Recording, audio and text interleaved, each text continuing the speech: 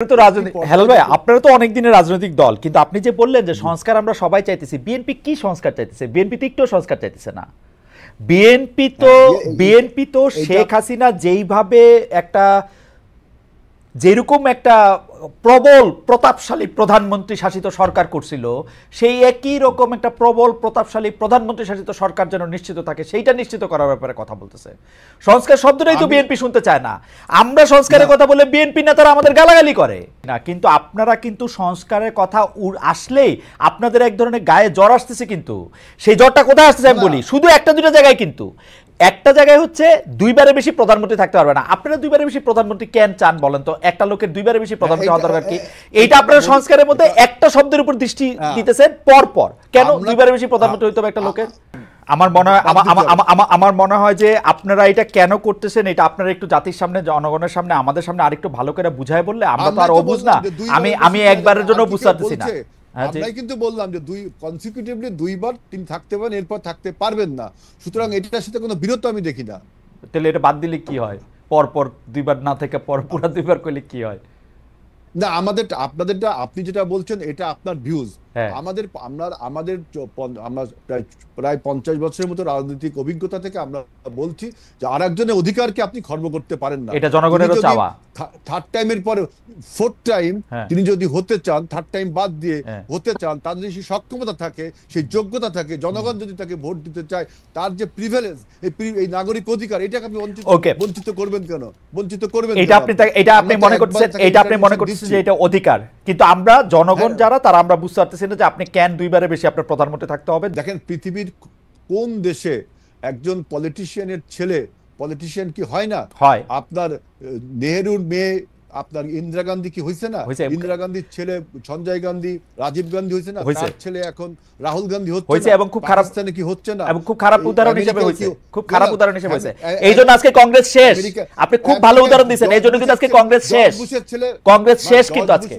হেলাল ভাই, আমরা লক্ষ্য করতেছি যে বিএনপি নানা ধরনের রাজনৈতিক দলগুলোর সাথে ধারাবাহিকভাবে বৈঠক করছে। জুলাই মিত্র হিসাবে আপনারা তো আপনারা বলছেন যে এটা সমমনা রাজনৈতিক দলগুলোর সাথে বৈঠক, কিন্তু জুলাই বিপ্লবের অংশ হিসাবে এনসিপিও তো আপনাদের সমমনা। এনসিপিদের আসলে এই বৈঠকে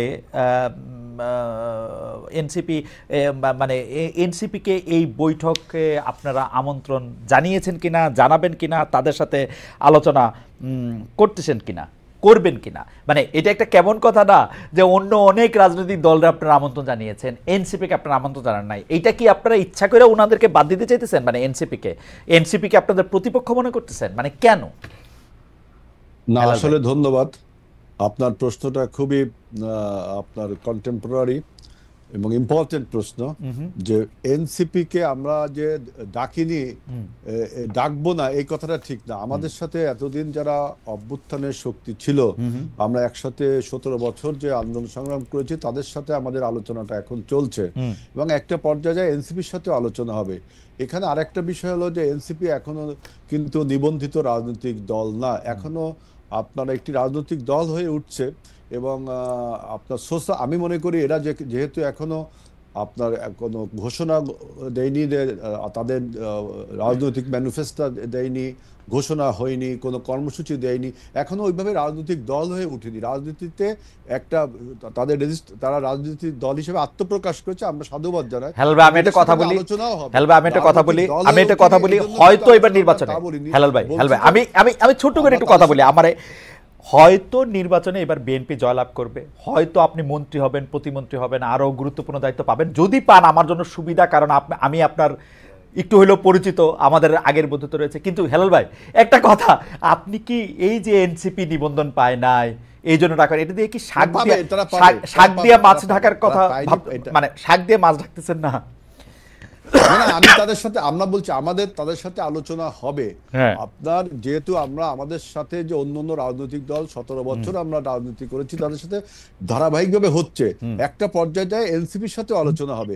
তাদের সাথে হবে না তা বলনি, আমি বলছি তারা এখনো একটা সোশ্যাল শক্তি, সোশ্যাল ইনফ্লুয়েন্সার হিসেবে এখনো রয়েছে, রাজনৈতিক দল হিসেবে আত্মপ্রকাশ করেছে। তারা এখনো রাজনৈতিক ঘোষণাপত্র, কর্মসূচি, ইডিওলজি এইসব এখনো তারা দেয়নি। বিক্ষিপ্তভাবে অনেক কথা তারা বলছে, আমরা এটাকে সাধুবাদ জানাই। তাদের সাথেও একটা পর্যায়ে যে আলোচনা হবে, যেহেতু আমরা আলোচনা শুরু করেছি, তাদের সাথেও একটা আলোচনা হবে। এবং তাদের যে আমি বলছি যে বিক্ষিপ্ত বক্তব্য তারা দিচ্ছে, যেমন দেখেন একটা উদাহরণ যদি আমি দিই, সংস্কারের প্রশ্নে আমরা সবাই বলছি, আপনার এনসিপিও বলছে, সবাই বলছে, কিন্তু এনসিপি এর সাথে একটা কথা জুড়ে দিছে যে গণপরিষদ নির্বাচন। আপনি বলেন যদি গণপরিষদ হয় তাহলে আপনি সংস্কার নিয়ে আলোচনা করছেন কেন? গণপরিষদের উদ্দেশ্য হলো একটি সংবিধান রচনা করা, একটি সংবিধান রচনা করা। তাহলে সংবিধান যদি রচনা করতেই হয় তাহলে আপনি সংস্কারের কথা বলছেন। তাহলে আজকে রেহমান সোমান যেটা লিখছে প্রথম আলোতে যে ঘোড়ার আগে গাড়ি জুড়ে দেওয়া, আপনি যদি সংস্কারের আলাপ চালিয়ে যান আবার তার সাথে বলেন যে গণপরিষদ নির্বাচন দিতে হবে, তাহলে কেমন হলো? গণপরিষদে সাধারণত নির্বাচন হয় একটি স্বাধীন দেশ, কখনো একটা স্বাধীন দেশ হয় একটা নতুন সংবিধান গঠনের জন্য গণপরিষদ হয়। আর যদি সেই গণপরিষদ গঠিত হয় তাহলে তো গণপরিষদই ঠিক করবে যে কি কি বিষয়ে সংস্কার হবে। তাহলে আগে যে কথাগুলো এখন আমরা বলছি এগুলো অমূলক হয়ে যায় না? এই জন্য বলছি যে এনসিপি এখনো সেই রাজনৈতিক দল হয়ে ওঠেনি, বিক্ষিপ্তভাবে তারা বিভিন্ন আলোচনা করছে। আপনারা তো রাজনৈতিক, হেলাল ভাই আপনারা তো অনেক দিনের রাজনৈতিক দল, কিন্তু আপনি যে বললেন যে সংস্কার আমরা সবাই চাইতেছি, বিএনপি কি সংস্কার চাইতেছে? বিএনপি তো একটু সংস্কার চাইতেছে না। বিএনপি তো শেখ হাসিনা যেইভাবে একটা যেরকম একটা প্রবল প্রতাপশালী প্রধানমন্ত্রী শাসিত সরকার করছিল, সেই একই রকম একটা প্রবল প্রতাপশালী প্রধানমন্ত্রী শাসিত সরকার যেন নিশ্চিত থাকে সেইটা নিশ্চিত করার ব্যাপারে কথা বলতেছে। সংস্কার শব্দটাই তো বিএনপি শুনতে চায় না। আমরা সংস্কারের কথা বলে বিএনপি নেতারা আমাদের গালাগালি করে। এটা আমি বলি, আমাকে একটু বলতে দেন। জি খালিদ ভাই আমাকে একটু বলতে জি হেলাল ভাই বলেন। বিএনপি একমাত্র দল যে আপনার স্বৈরাচারের জামানায় যখন কেউ কোনো স্বৈরাচারের জামানায় কথা বলতে পারতো না, সেই স্বৈরাচারের রক্তচক্ষুকে উপেক্ষা করে বিএনপি প্রথম আপনার নির্বাচন কমিশন সংস্কারের প্রস্তাব 2016 সালের মে মাসে দিল। জুন মাসে আমরা ভিশন 2030 দিলাম, এবং এরপরে আমরা 2020 সালে আমরা দিলাম 27 দফা, 2022 সালে আমরা দিলাম 31 দফা। এবং আমরাই প্রথম বললাম যে প্রধানমন্ত্রীর যে ক্ষমতা, এই যে একছত্র ক্ষমতা, আপনার 91 সালের যে পার্লামেন্ট নির্বাচন হয়েছিল সেখানে যে প্রেসিডেন্সিয়াল ফর্ম অফ গভর্নমেন্ট থেকে আমরা পার্লামেন্টের ফর্ম অফ গভর্নমেন্ট ছিলাম, এটা একটা বড় সংস্কার ছিল। সেই পার্লামেন্ট ফর্ম অফ গভর্নমেন্টে প্রধানমন্ত্রীর সমস্ত প্রেসিডেন্টের ক্ষমতা প্রধানমন্ত্রীর কাছে ন্যস্ত হয়েছিল। তারপর থেকে এটা নিয়ে রাজনীতিবিদরা আলোচনা করেনি। এখন আমরাই প্রথম বলছি যে প্রধানমন্ত্রীর ক্ষমতাকে চেক অ্যান্ড ব্যালেন্স করার জন্য। আপনারা বলছেন প্রধানমন্ত্রীর ক্ষমতা কমানো, এই শব্দটা কি, এই সেন্টেন্সটা কি ভালো না? প্রধানমন্ত্রীর ক্ষমতাকে চেক অ্যান্ড ব্যালেন্স করবার জন্য রাষ্ট্রপতিকে কি কি ক্ষমতা দেওয়া যায়, যেহেতু রাষ্ট্রপতি নির্বাচিত হয় একটা ইলেকট্রাল কলেজের মাধ্যমে, অর্থাৎ 300 পার্লামেন্ট আসনের মাধ্যমে, কিন্তু প্রধানমন্ত্রী নির্বাচিত হয় জনগণের ভোটে, যারা নির্বাচিত হয় পার্লামেন্টে, অর্থাৎ জনগণের ভোটে। অর্থাৎ প্রধানমন্ত্রীর ক্ষমতা প্রেসিডেন্টের ক্ষমতার থেকে একটু বেশি হবেই, কিন্তু প্রধানমন্ত্রীকে ব্যালেন্স করার জন্য আমরা বলছি যে রাষ্ট্রপতি কি কি ক্ষমতা না। হেলাল ভাই আমি আপনার হেলাল ভাই কোন কোন বিষয় আলোচনা হবে আমরাই তো প্রথম বললাম। অবশ্যই কি কেউ বলছে? আমরাই তো প্রথম সংস্কারের কথা কিন্তু আমরাই বলেছি, আর তো কেউ বলেনি আগে, এবং এখনো সেটা আমরা না। হেলাল ভাই আপনারা সংস্কারের কথা আগে বলছেন, সেই ব্যাপারে তো আমরা কোনো দ্বিমত পোষণ করতেছি না, কিন্তু আপনারা কিন্তু সংস্কারের কথা আসলেই আপনাদের এক ধরনের গায়ে জ্বর আসতেছে। কিন্তু সেই জ্বরটা কোথায় আসতেছে আমি বলি, শুধু একটা দুটো জায়গায়। কিন্তু একটা জায়গায় হচ্ছে দুইবারের বেশি প্রধানমন্ত্রী থাকতে পারবে না। আপনারা দুইবারের বেশি প্রধানমন্ত্রী কেন চান বলেন তো? একটা লোকের দুইবারের বেশি প্রধানমন্ত্রী হওয়া দরকার কি? এইটা আপনারা সংস্কারের মধ্যে একটা শব্দের উপর দৃষ্টি দিতেছেন পর কেন দুইবারের বেশি প্রধানমন্ত্রী হইতে হবে একটা লোকের? হ্যাঁ, আমাদের বক্তব্যটা এরকম যে আমরা দেখেন প্রথমে বললাম যে প্রধানমন্ত্রী যিনি হবেন কনসিকিউটিভলি 2 টার্মস হওয়ার পরে 3 টার্ম যদি তিনি হয়, তখন সাইকোলজিক্যালি এবং ফিলোসফিক্যালি দেখবেন যে তার একটা ডিক্টেটরশিপ হওয়ার প্রবণতা থেকেই যায়, এবং স্বৈরাচার হওয়ার প্রবণতা, ফ্যাসিজম প্রবর্তন করার একটা প্রবণতা থেকে যায়। সাইকোলজিক্যালি আমরা এটা বলছি, এই যে দুইবারের বেশি ক্ষমতা হলে অ্যাবসুলেট পাওয়ার ক্রাফটস অ্যাবসুলেট, সেজন্য আমরা বলছি যে তাকে একবার বাদ দিয়ে তিনি 3 বার বা 4 বার হতে পারে। তবে প্র্যাকটিক্যালি দেখবেন যে একটা লোক যদি 2 বার প্রধানমন্ত্রী হয়, অর্থাৎ 10 বছর, এরপর যদি 1 বছর তিনি বাদ দেন তাহলে 15 বছর, এরপরে আর 1 বছর হলে 20 বছর। একটা লোক রাজনীতিতে 20 বছর সক্ষম থাকা কতটা তাহলে আপনার একটা তাহলে আপনার একটা ফাও জিনিস বলছি আজ হ্যালো আপনার একটা ফাও জিনিস নিয়ে তর্ক করতেছেন না, এটা ফাও জিনিস নিয়ে তর্ক করতেছেন না। ফাউ কেন? আমরা বলছি যে অ্যাবসলিউটলি নাথিং জিনিস নিয়ে যদি তিনি 2 বছরের 2 বার থাকতে পারে, তাই 3 বার থাকতে পারবে না, কারণ সাইকোলজিক্যালি তার মধ্যে ফ্যাসিজমের একটা প্রবণতা লক্ষ্য করা যায়। এই জন্য আমরা বলছি, কিন্তু আপনি একজন লোক যদি সক্ষম থাকে 3 বারের পরে 4 বারের পর, তখন তো তার অধিকারকে আপনি খর্ব করতে পারেন না।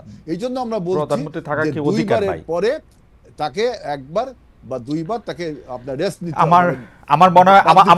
আমার মনে হয় যে আপনারা এটা কেন করতেছেন, এটা আপনারা একটু জাতির সামনে, জনগণের সামনে, আমাদের সামনে আরেকটু ভালো করে বুঝাই বললে আমরা তো আর অবুঝ না।